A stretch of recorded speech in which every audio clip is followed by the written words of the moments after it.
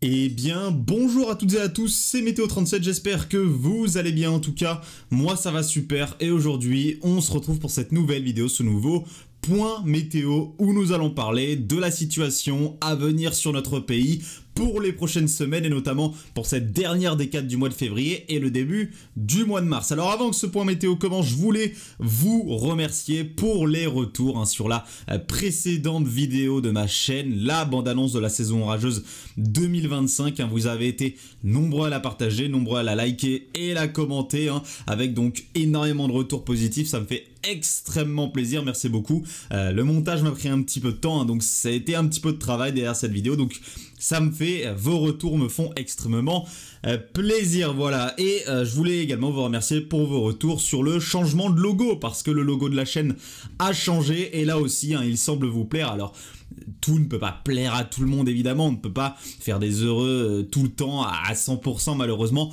mais vous êtes une grande majorité évidemment à apprécier ce nouveau logo, et pour ceux qui ne l'apprécient pas, j'espère quand même que ça ne va pas vous repousser et que vous allez quand même au fur et à mesure du temps accepter ce changement de logo. Voilà.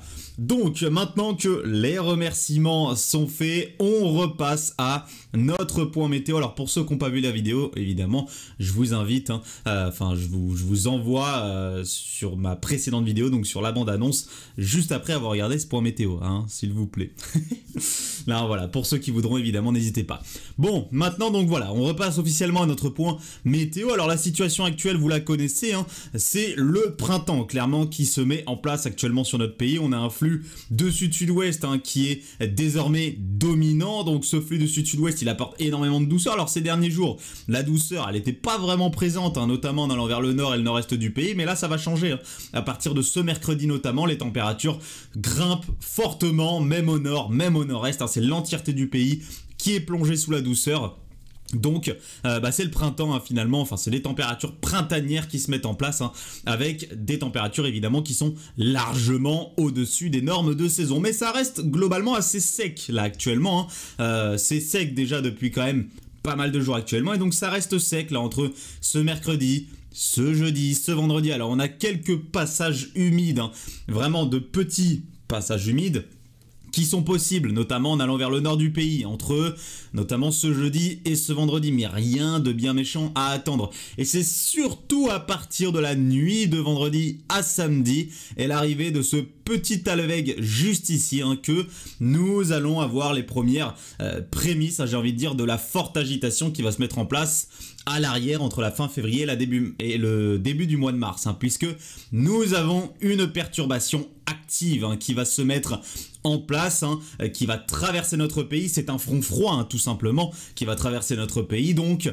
ne vous attendez pas à une journée de samedi ensoleillée, calme, puisque malheureusement elle sera majoritairement sous l'influence de ce front froid, de cette perturbation qui va donc apporter beaucoup de pluie dans un premier temps. C'est vraiment une perturbation active et très pluvieuse qui va traverser notre pays. Donc samedi sera une journée majoritairement couverte, nuageuse sur notre pays, et c'est d'ailleurs pour ça que les orages, les fameux risques orageux dont certains ont parlé dernièrement, finalement se sont un petit peu effondrés dans les dernières modélisations.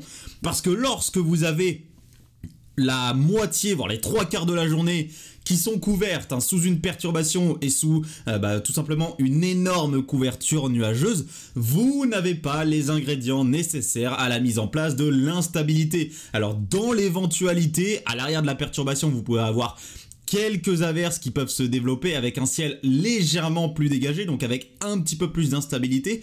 Donc pourquoi pas dans l'ouest du pays, 2-3, quelques petits coups de tonnerre dans l'éventualité, mais ne vous attendez pas à une dégradation orageuse. Samedi, les orages sont possibles, mais de manière localisée du côté de l'ouest du pays et également du côté des Cévennes. Et oui, les Cévennes vont recevoir beaucoup de pluie, notamment à partir de cette nuit de vendredi à samedi. Alors déjà, Là, entre jeudi et vendredi, on a quelques entrées maritimes qui sont possibles et qui peuvent permettre quelques précipitations vraiment faibles du côté des Cévennes. Mais avec l'arrivée de cette perturbation et d'un petit peu plus de dynamisme et d'humidité, eh bien, on va avoir un épisode cévenol assez classique finalement qui va se mettre en place avec des cumuls de pluie qui, entre déjà vendredi et samedi, pourrait atteindre les 70-80 mm au maximum. On n'a pas des réactions intenses des modèles, c'est vraiment un épisode cévenol classique, mais ça demande surveillance et il y aura certainement une alerte jaune de ma part qui sera lancée du côté des Cévennes. Également une alerte jaune du côté du nord-ouest du pays puisque malheureusement la pause anticyclonique n'a pas été assez longue, donc je vous le dis tout de suite, préparez-vous dans le nord-ouest, les inondations vont recommencer, je vous le dis d'avance. On le voit venir à 30 km. Alors, pourquoi ? Parce que cette perturbation, ce n'est que la première d'un véritable défilé qui va avoir lieu par la suite. Donc, à partir de vendredi, voire de jeudi, donc de demain, je vais potentiellement déjà lancer l'alerte jaune du côté des régions du nord-ouest et au fur et à mesure potentiellement déjà on pourrait avoir les premières alertes oranges au fur et à mesure des passages des perturbations parce que les sols n'ont vraiment pas eu le temps, que ce soit les sols ou les cours d'eau d'ailleurs, n'ont pas eu le temps de se remettre des situations perturbées qu'on a eues précédemment dans l'hiver. Donc malheureusement là au retour finalement du flux océanique là en dernière décade, eh bien ça va être tout simplement le retour des inondations. L'eau va stagner à la surface, les sols vont avoir énormément de mal à boire cette eau puisqu'ils sont déjà gorgés d'eau. Donc malheureusement ce sont des inondations qui sont inévitables encore une fois dans le nord-ouest du pays et j'en suis évidemment désolé de vous annoncer cette mauvaise nouvelle puisque regardez, première perturbation samedi, ensuite on voit une petite poussée anticyclonique dimanche, donc dimanche pourrait être une journée un petit peu plus sèche, un petit peu plus calme sur notre pays et mettrait également fin à l'épisode cévenol classique, d'où le fait qu'il ne durera pas vraiment longtemps puisque voilà, on a cette remontée anticyclonique dimanche. Donc voilà, dimanche, journée sèche, toute calme, mais à partir du début de semaine prochaine, regardez, l'anticyclone s'effondre, les basses pressions entre l'Atlantique Nord et l'Europe du Nord appuient de plus en plus sur ces hautes pressions du côté du sud de l'Europe et donc progressivement c'est le flux océanique qui va s'imposer sur notre pays et qui va nous apporter énormément d'humidité. Je vais vous montrer ça avec les précipitations, donc ça hop, c'est la première perturbation, le premier front froid qui va traverser notre pays samedi, d'ouest en est tout simplement, avec un peu de neige qui est possible notamment entre la moyenne et la haute altitude du côté des Pyrénées, également sur les plus hautes cimes du massif central. Et donc ensuite, regardez ce qui se passe. Alors dimanche est une journée, on le voit, un petit peu plus sèche avec beaucoup moins de précipitations. Et à partir de lundi, nouvelle perturbation, vous le voyez sur GFS, qui traverse le pays. Encore une fois, une perturbation active. Et derrière, ensuite, les perturbations s'enchaînent. Regardez, nouvelle perturbation le 1er mars avec le ciel de traîne derrière. Nouvelle perturbation le 3 mars avec le ciel de traîne derrière, et on a encore une fois une autre perturbation qui passe sur le nord. Donc ça va être un véritable défilé qui va se mettre en place, puisque c'est tout simplement le flux océanique, voire même le zonal, qui vont s'imposer entre cette dernière décade du mois de février et le début du mois de mars. On voit très bien ces systèmes dépressionnaires qui traversent l'Atlantique et qui viennent directement s'échouer sur l'Europe et nous apporter des flux qui seront majoritairement orientés à l'ouest-nord-ouest. Donc les températures vont un peu baisser pour potentiellement se rapprocher des normes de saison. On sera soit dans les normes de saison, soit un petit peu au-dessus des normes de saison dans cette situation-là. Mais la bonne nouvelle avec un flux d'ouest-nord-ouest, c'est que les montagnes vont pouvoir refaire le plein de neige, et notamment les reliefs de l'Est, on le sait dans ces situations, et surtout les Alpes, avec donc la neige qui pourrait être de retour de manière assez intense entre la moyenne et la haute altitude, ça c'est une bonne nouvelle. Mais donc la mauvaise nouvelle de ce défilé de perturbations, c'est que nous allons avoir des cumuls de précipitations très élevés jusqu'à début mars. On voit très bien ces cumuls élevés sur notre pays et qui donc, regardez, dans le nord-ouest, vont pouvoir engendrer, comme je vous l'ai dit, de nouvelles inondations, de nouveaux risques de crues. Tout ce que nous avons eu finalement déjà, malheureusement, dans l'hiver, eh bien tout cela va recommencer et en plus donc sur les mêmes régions, sur les mêmes départements. Voilà. Donc c'est pas une bonne nouvelle évidemment si vous habitez le nord-ouest, c'est pas une bonne nouvelle en général puisque je trouve qu'on a eu un hiver qui était suffisamment arrosé et ces dernières années en somme qui ont été suffisamment arrosées, donc il serait bien d'avoir une pause anticyclonique plus longue pour que les régions sinistrées puissent se remettre tout simplement de cette situation humide que nous avons quand même assez fréquemment depuis l'année 2023. Voilà. Donc, le pourquoi du comment. On va quand même regarder le pourquoi du comment. Pourquoi nous avons ce flux océanique qui va de nouveau s'imposer à partir de la dernière décade du mois de février? Eh bien, c'est encore un concours de circonstances par rapport à ce qui se passe du côté des États-Unis. Et oui, encore une fois, nous avons une vague de froid du côté des États-Unis qui s'est mise en place. Là, elle est actuellement en train de sévir du côté de l'Amérique du Nord. On voit très bien cette masse d'air absolument phénoménale, très froide du côté du centre et de l'est des États-Unis. Alors pourquoi on a une délimitation là qui est quand même énorme? On a un contraste assez énorme. C'est parce qu'on a le blocage des rocheuses, pour ceux qui ne le savent pas. C'est pour ça que là on a vraiment une grosse délimitation entre la masse d'air plus douce et la masse d'air très froide du côté du centre notamment des États-Unis. C'est parce que voilà, ici on a les fameuses chaînes, les montagnes des rocheuses du côté des États-Unis et qui s'étendent jusqu'au Canada. Voilà, ça c'est petit point géographique pour ceux qui ne le savaient pas. Et donc voilà, on a cette vague de froid qui va donc permettre un contraste thermique très important du côté notamment de l'Est et du Sud-Est des États-Unis. On voit très bien le contraste entre la douceur du côté du Sud-Est des États-Unis sous l'influence évidemment du golfe du Mexique, qui d'ailleurs a été renommé il me semble par les Américains golfe de l'Amérique, mais bon je vais toujours l'appeler pour l'instant golfe du Mexique, et cette masse d'air beaucoup plus froide du côté des terres, du côté des États-Unis et du Canada.